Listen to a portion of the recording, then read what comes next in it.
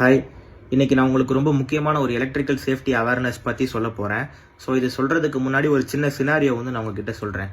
என்னதுன்னா, இப்போது நல்லா மழை பெய்யுது. மழை பெஞ்சிட்டு இருக்கு. மழை பெஞ்சால் என்ன ஆகும்? ரோட்டில் தண்ணி தேங்கும். தண்ணி தேங்கியிருக்கு ரோட்டில்.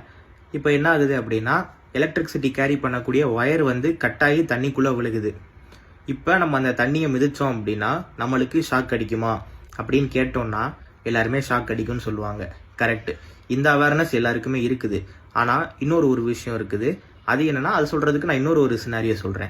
இந்த சினாரியோ பாருங்களேன். இதை நான் ஒரு கொஸ்டினாவே உங்ககிட்ட கேட்குறேன்.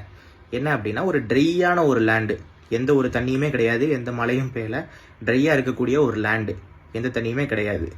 இப்போ அந்த எலக்ட்ரிக் ஒயரு கட்டாகி லேண்டில் விழுகுது. நீங்க என்ன பண்ணணும் அப்படின்னா, அந்த ஒயரை தாண்டி தான் போகணும். உங்க டெஸ்டினேஷன் போகணும் அப்படின்னா அந்த ஒயரை தாண்டி தான் போகணும். இப்போ நீங்க நடந்து அந்த வயர்லாம் மிதிக்கவே இல்லை. நீங்க ஜஸ்ட் சும்மா நீங்க நடந்து பக்கத்துல போனீங்க அப்படின்னா உங்களுக்கு ஷாக் அடிக்குமா அடிக்காதா? அந்த ஒயர் பார்த்தீங்கன்னா ஹை வோல்டேஜ் ஒயர்.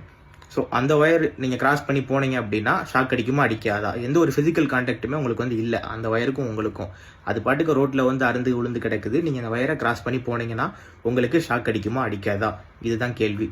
இதுக்கு உங்களுக்கு ஆன்சர் தெரிஞ்சா சொல்லுங்க. நெக்ஸ்ட் வீடியோல இதுக்கான ஆன்சர் நான் சொல்றேன். தேங்க்யூ.